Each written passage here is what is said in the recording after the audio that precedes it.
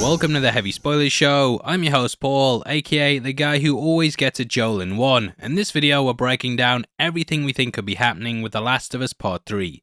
The game is yet to be announced, but there are leaks and rumours out there, and throughout this video we're going to be breaking down everything that we think will be happening in the title. Full spoilers ahead, including the ending of Part 2, so if you haven't played that then I highly recommend you turn off now. Please hit the thumbs up button if you enjoy the video, and make sure you subscribe for more Last of Us videos on this show and game. By the way, a huge thank you for clicking this. Now let's get into The Last of Us Part 3.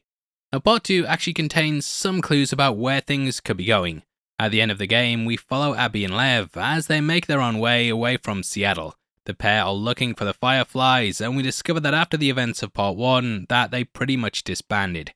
Ellie actually came across some graffiti at one point calling them liars, and we learn that Abby ended up having to join the WLF because they'd fallen apart. However, rumours had arisen once more that they were out there in the world, and we joined the pair as they came across an abandoned Firefly outpost packed with supplies and a radio. Now after speaking into it, they heard back from one of their members, and we got this scene. Hi, Abby. We got a clear signal on you. Where in Santa Barbara are you calling from? 2425 Constance. We got a tip about a base, but there's no one here. We're looking for fireflies. I'm a firefly. Where were you stationed? I was part of the Salt Lake outpost. Who ran that facility? Dr. Jerry Anderson. He was my dad. Well, how about that? We pulled everyone back from the satellite stations and brought them back here to home base. How many of you are there? We're about 200 strong now, with a few more every month. Owen was right. You're about to get 2 more. How do we find you? Get to Catalina Island. Approach the large domed building in Avalon. We'll find you. Okay. Okay, we'll see you soon. Over and out. Looking forward to it. Good luck, Abby from Santa Barbara. Over and out. Now upon leaving this house, Rattlers arrived and they captured them both. Because of this, many have suspected that the radio call was just a trap and that they were finding out where they were so that they could take them in. The Rattlers are slavers, and though we don't know exactly what happened with the pair, they got really messed up. When Ellie finally caught back up with Abby, she found her severely starved with her hair cut down and bruises all over her body. She was a shell of her former self, and though Ellie freed her and Lev, she eventually ended up fighting with her after she was hit with a PTSD flashback of Joel's death.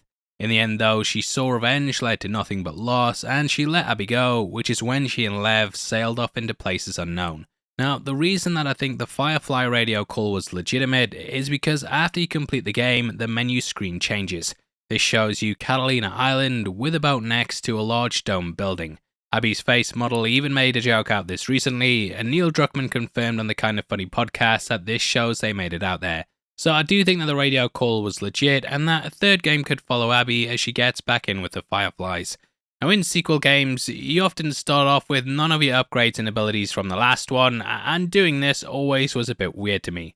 I remember the old God of War games when I'd complete one and be a complete G, and then in the next one, they'd have to come up with some convoluted reason as to why I no longer had my amazing upgrades, even though they were continuing the same story. However, Abby not only had her backpack taken away, but she also had the shit kicked out of her, so it makes sense as to why she's having to start again from fresh. Now as for Ellie, we last saw her returning to the farmhouse to find it abandoned. Previously she'd lived there with Dina, but after she said she was going back out there for Abby, Dina gave her an ultimatum. She said she'd take her and a kid, and this came true when she returned home. It was completely abandoned, and after realizing that she could no longer play the songs she associated with Joel, she left the farm disheveled. The direction she went was towards Jackson, but we don't know what happened from that point onwards. Now, small thoughts or a theory time on what I think could end up happening, but I do think it's possible to bring things full circle from the first game with the Fireflies still wanting to develop a cure. Abby was aware that Ellie was immune, and though this could end up making the Fireflies go after her, I think they'll do something different.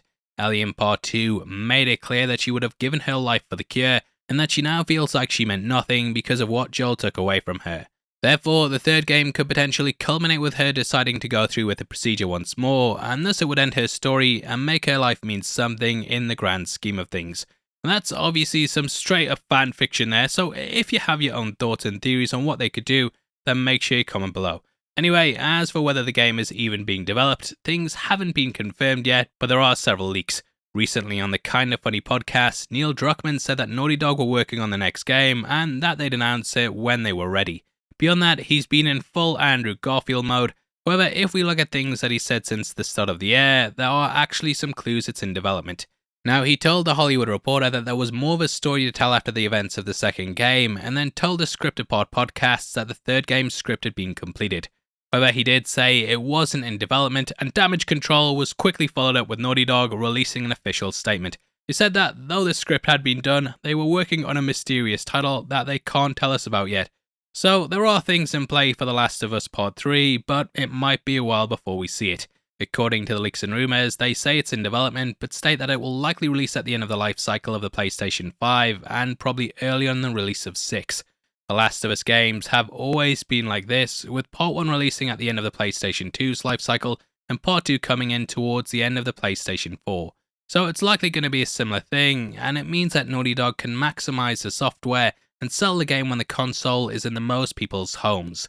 Now, when discussing the show, Neil said that they don't really want to get into a Game of Thrones situation where the series ends about pacing the show and they don't have source material to work off of.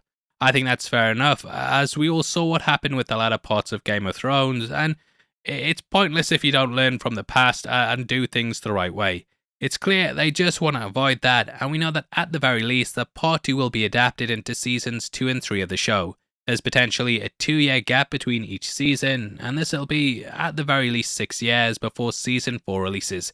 This would probably give them enough time to develop the game, but if the script's completed, then I don't see why they can't start work on Season 4. They could even tie them in together, and Druckmann has said that the next game will be paced like a TV show in an episodic format. I think that would work really well with it being released alongside the third game. Now, we also know that Naughty Dog are currently in the middle of developing The Last of Us Factions as well. This is a multiplayer game, but they've said it's as big as their single player ones. Whether that has story elements or not, it is another thing entirely, but that could be used as a way to introduce characters that then potentially pop up in the third game. I think it would be a really cool way to handle things, and hopefully we get something along those lines in the future with the franchise. Now, in the meantime, obviously, let me know your thoughts on the game series and also the show. I'll of course keep you on the know as more news comes out on it, so make sure you stay locked to the channel for updates on the series and the game. We are running a competition right now and giving away the Superman 4K box set to 3 subscribers on the 15th of April, and all you have to do to be on the chance of winning is like the video, make sure you subscribe with notifications on, and drop a comment below with your thoughts. We pick the comments at random at the end of the month, and the winners of the last one on screen right now, so if that's you, then message me on Twitter at HeavySpoilers. If you want something else to watch, then make sure you check out our breakdown of The Last of Us finale, which will be linked on screen right now. Got loads of Easter eggs in it, lots of comparisons to the game, so definitely head over there right after this. By the way, thanks for sticking through the video, I've been Paul, and I'll see you next time.